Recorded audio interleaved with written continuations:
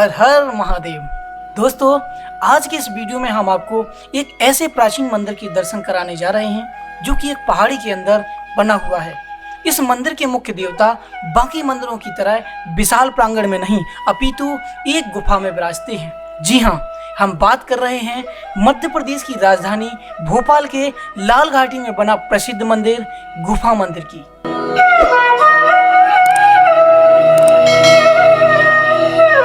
दोस्तों, ये मंदिर देवों के देव महादेव को समर्पित है और उनके अलावा हमें और भी देवी देवताओं के दर्शन करने को मिलेंगे।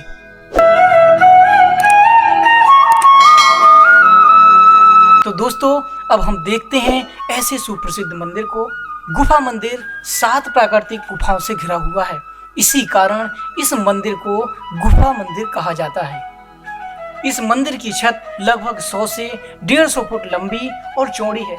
इस मंदिर में भगवान शिव के ऊपर लगातार जल टपकता ही रहता है और आपको देखने को मिलेगा बहुत ही सुंदर राम सीता व लक्ष्मण जी का मंदिर, और आपको वीरों के वीर महावीर हनुमान जी के दर्शन भी होंगे।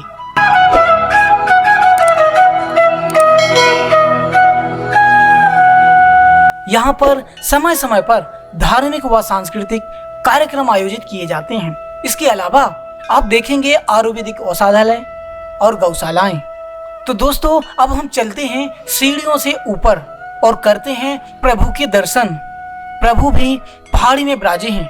लगभग 60 सीढ़ियों के बाद प्रभु के दर्शन होते हैं। ये मंदिर बाहर से देखने में एक मीनार की भांति है। 3 खंड ऊंचा शिखर शैली में दिखाई देता है, जो अलग अलग रंगों से की गई सुंदर कलाकृतियों की वजह से बहुत ही आकर्षक प्रतीक होता है। किंतु यह मंदिर अंदर से सिर्फ एक ही खंड अर्थात प्रथम खंड में ही निर्मित है। इस गुफा मंदिर में पहाड़ के नीचे अंदर की ओर प्राकृतिक रूप से भगवान भोलेनाथ पिंडी के रूप में विराजमान है। भगवान भोलेनाथ को पहाड़ों के बीच अच्छा लगता है, इसलिए आप देख सकते हैं प्राकृतिक रूप से विराजे भोलेनाथ। यहाँ पर भोलेनाथ के साथ उनका परिवार भी अर्थात माता पार्वती, पुत्र गणेश जी एवं कार्तिकेय जी तथा शिव जी के साथ उनके प्रिय नंदी जी की प्रतिमाएं भी विराजित हैं। श्रद्धालु यहीं बैठकर भगवान भोलेनाथ के दर्शन व पूजन करते हैं, अपनी मनोकामना की पूर्ति के लिए भगवान से प्रार्थना करते हैं तथा उनका आशीर्वाद प्राप्त करते हैं।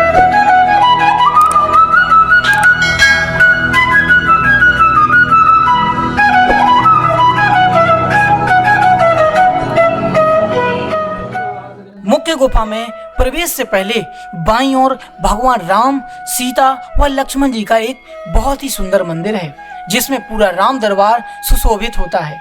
और इसी परिसर में भगवान श्री राम के परम भक्त हनुमान जी का भी मंदिर है, जिसमें बजरंगबली जी विराजमान हैं। दोस्तों, कहा जाता है यह गुफा पूर्णतः प्राकृतिक है। गुफा का जो स्वरूप आज हमें दिखाई दे रहा है, असल में वर्षों पहले बहुत ही अलग था। कहा जाता है इसमें 3 द्वार थे, दाएं, बाएं और एक ऊपर की ओर। दोस्तों, कहा जाता है प्राकृतिक रूप से प्रकट भगवान शिव के यहाँ विराजमान होने के बारे में सबसे पहले स्वामी नारायण दास जी महाराज को ज्ञात हुआ। वो यहाँ पे लगभग 1945 में आए और फिर वो गुफा में ही अपनी आध्यात्मिक प्रक्रिया में लीन रहने लगी। उन्होंने इस स्थान को एक धार्मिक स्थल के रूप में विकसित किया और फिर वो यहीं रहने लगी। उस समय यहाँ चारों ओर बहुत ही घना वन क्षेत्र था। केवल 2 या 3 छोटे छोटे गांव ही आसपास बसे हुए थे। निकट के गांव को नयापुरा कहा जाता था। दोस्तों, कहा जाता है कि गुफा में स्वामी जी के आगमन का समाचार पाकर यहाँ के लोग उनके पास आने लगे। जब गुफा के भीतर भगवान शिव शंकर के विराजमान होने के बारे में इनको ज्ञात हुआ, तो गांव के लोग भी भगवान शिव के दर्शन के लिए आने लगे।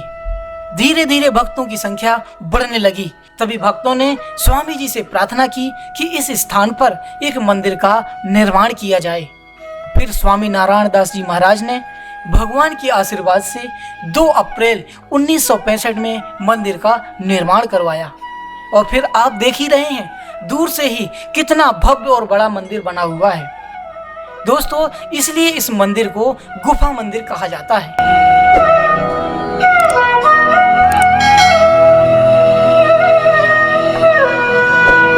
तो दोस्तों अब हम चलते हैं और आगे और देखते हैं ऐसी जगह जहां पर कभी भी जल समाप्ति नहीं होता है।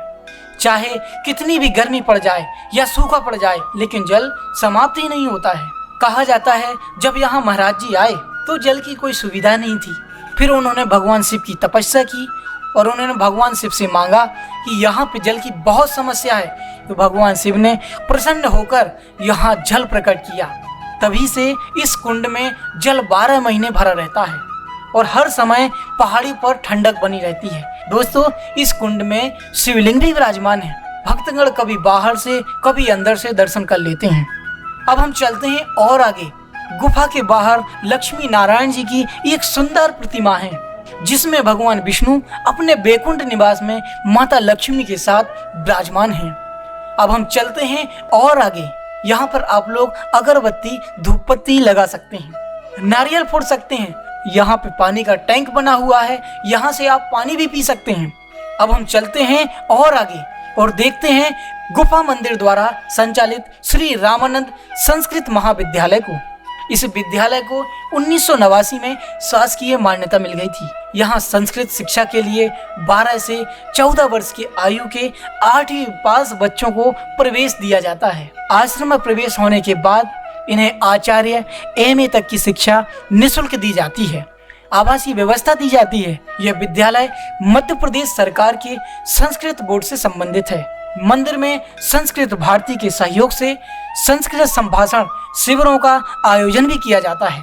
तो दोस्तों अब हम चलते हैं नीचे की तरफ और देखते हैं और भी प्रतिमाएं। यहाँ पर एक और प्रतिमा है जो कि वीरों के वीर महावीर हनुमान जी की प्रतिमा है। आप देख सकते हैं पूरा मंदिर राममय है।